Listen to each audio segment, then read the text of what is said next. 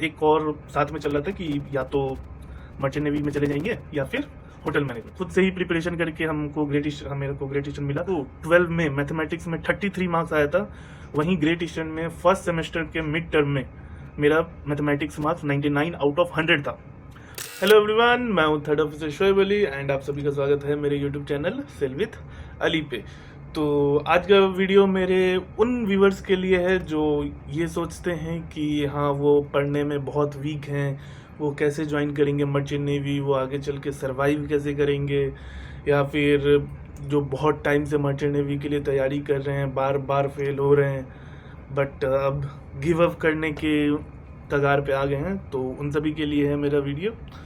सबसे पहले बता दें कि मेरा लाइफ मतलब जो ये मेरा जर्नी था मर्चेंट नेवी में वो इतना इजी नहीं था, क्योंकि मेरा पीसीएम भी बहुत कम था। अब ये पीसीएम कम कैसे हुआ? क्योंकि I was a failure in school.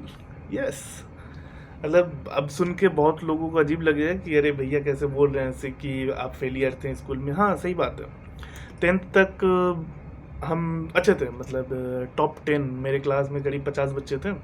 I am from DAV school. So DAV में एक क्लासेस में करीब 5-6 सेक्शंस होते हैं, उसमें भी एक सेक्शन में मेरे 50 बच्चे थे। उसमें हम 10th तक में टॉप 10 में आ जाते थे, इजीली आ जाते थे।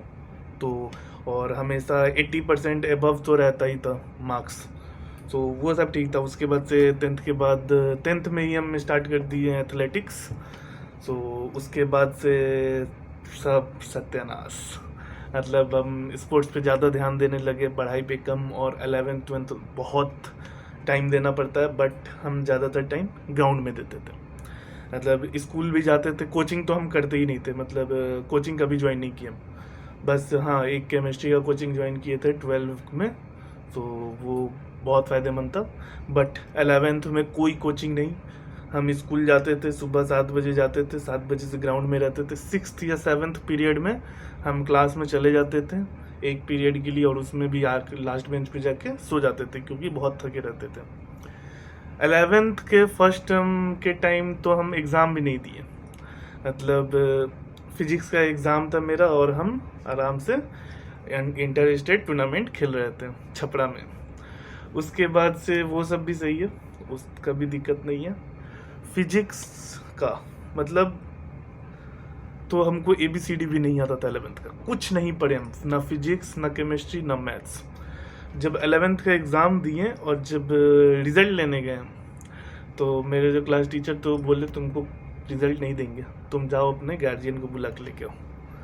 तो गार्जियन को बुला नहीं सकते थे हम, तो हम अपने स्पोर्ट्स टीचर के पास गए। वो बोले चलो हम लेंगे तुम्हारा रिज़ल्ट। वो गए, मेरे क्लास टीचर वैसे भी मजाक कर रहे थे कि नहीं देंगे करके। फिर गए, तब हम अपना मार्क्स देखे।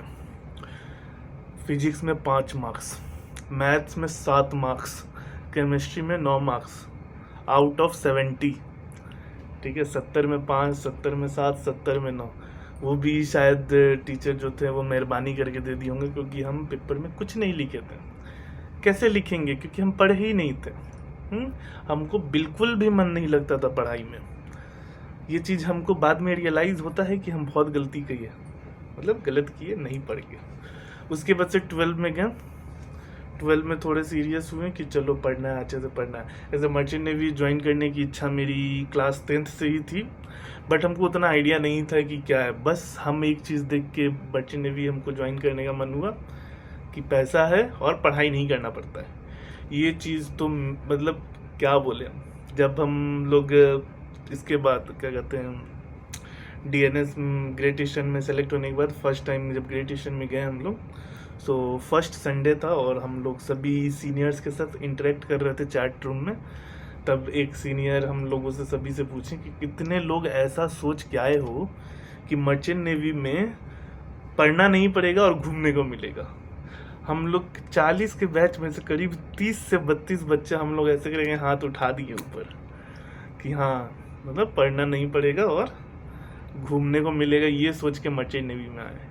और हम आज भी सर्च करते हैं कि वो कौन सा जगह था जहाँ हम ये चीज़ देख लिए थे कि मर्चेंट नेवी में पढ़ना नहीं पड़ता है, क्योंकि यहाँ बहुत पढ़ना पड़ता है भाई साहब। मतलब क्या बोले हम, मतलब ये तो गलत फहमी थी, ऐसा नहीं बोलेंगे कि हम रिग्रेट करते हैं, ये गलत फहमी थी कि मर्चेंट नेवी में नहीं पढ़ना पड़ता।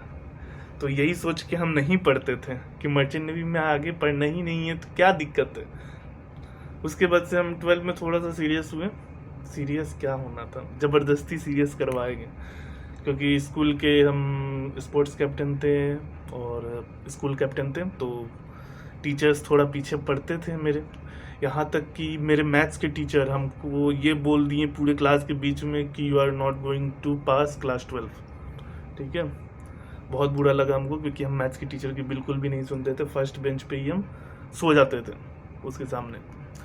और केमिस्ट्री के जो टीचर थे हमारे, वो मतलब अभी भी हम उनसे कांटेक्ट में हैं, बहुत अच्छा मिलना जुलना होता है। वो बहुत मतलब एक वो टीचर हैं जिनकी रिस्पेक्ट हम बहुत ज़्यादा करते हैं, क्योंकि उनके वजह से हम केमिस्ट्री में अच्छा स्कोर किए, और वही केमिस्ट्री था जो मेरा पीसीएम को बढ़ाया। मेरे पीसीएम में केमिस्ट्री में 83 मार्क्स था, फिजिक्स में 67 मार्क्स था, मैथमेटिक्स में 33 मार्क्स था। मैथमेटिक्स का मार्क्स सुन के लग गया होगा कि हम कितना पढ़ाई किए होंगे मैथमेटिक्स में। वैसे उस टाइम हम सीरियस नहीं थे बिल्कुल भी, बट हमको ये भी नहीं पता था कि पीसीएम में 60% एबव रिक्वायरमेंट है। हम बस कॉलेज सर्च करते थे गूगल पे, उतना कुछ हमको मिलता नहीं था। हम IMU CET दे दिए, IMU CET में हमको बहुत अच्छा रैंक आया, बट जब हम इस पे क्योरा पे देखते थे तो वहाँ पे आता था कि ये IMU कैंपसेस के जो ये हैं क्या कहते हैं प्लेसमेंट है बहुत लो है। और वहाँ पे TS चाणक्य को IMU कैंपस पता नहीं कोई बताता ही नहीं था। हम बस TS चाणक्य करते रहते थे। मेरा बहुत ईजिली हमको TS चाणक्य मिल भी जाता BSc के लिए, बट हमको पता ही नहीं था कि वही IMU नवी मुंबई है। तो हम नहीं लिए एडमिशन, हम सोचे कि अगले साल फिर से तैयारी करेंगे। उस टाइम मेरा एक और साथ में चल रहा था कि या तो मर्चेंट नेवी में चले जाएंगे या फिर होटल मैनेजमेंट का भी एग्ज़ाम दिए।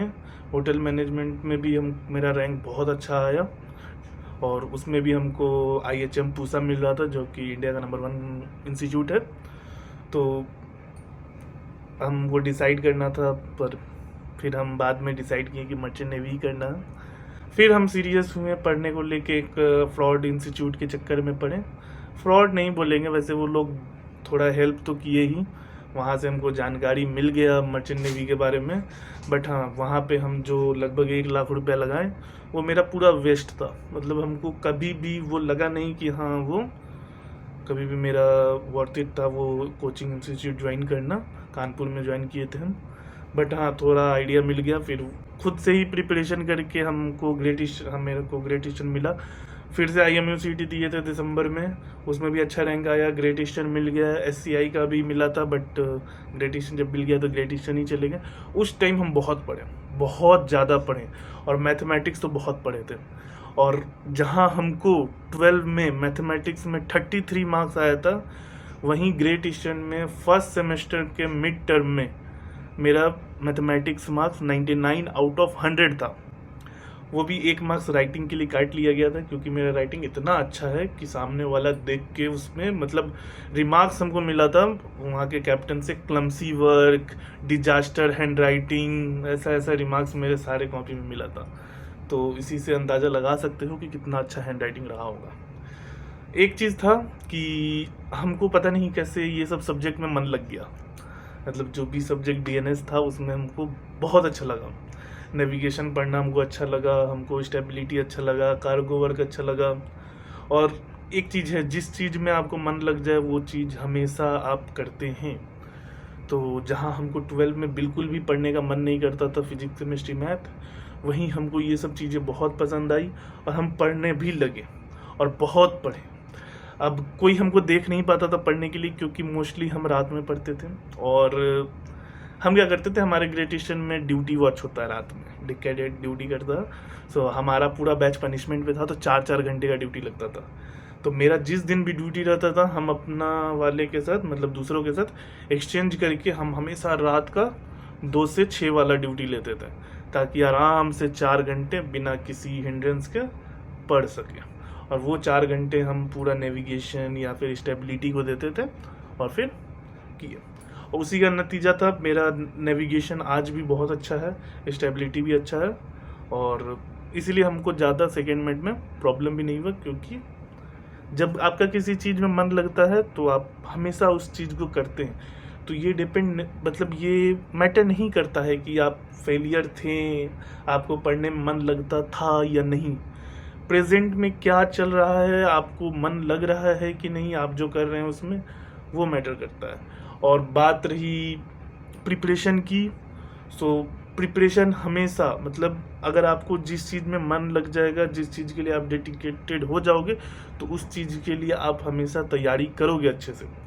वैसे ही अगर आप भी चाहते हो कि मर्चेंट नेवी की तैयारी आप अच्छे से करो, स्पॉन्सरशिप के लिए अच्छे से प्रिपरेशन करो, सो ज्वाइन करो IMU मेट और हमारे साथ प्रिपरेशन करो। हमको भी आइडिया है, अगर आपका PCM कम है तो कैसे आपको बूस्टअप करना है, क्योंकि मेरा खुद का PCM कम था, तो हम भी समझ सकते हैं कि जिनका PCM कम होता है वो किस किस चीज़ों से गुजरते हैं। तो बस इतना ही है। सो अगले वीडियो में मिलेंगे, और अगर आप चाहते हैं कि इसी सब चीज़ों के बारे में, मतलब अपने जर्नी के बारे में हम और बताएं, तो चैनल को सब्सक्राइब करें और कमेंट में बताएं कि आप किस चीज़ पर वीडियो चाहते हैं। चलो टाटा, बाय बाय, टेक केयर।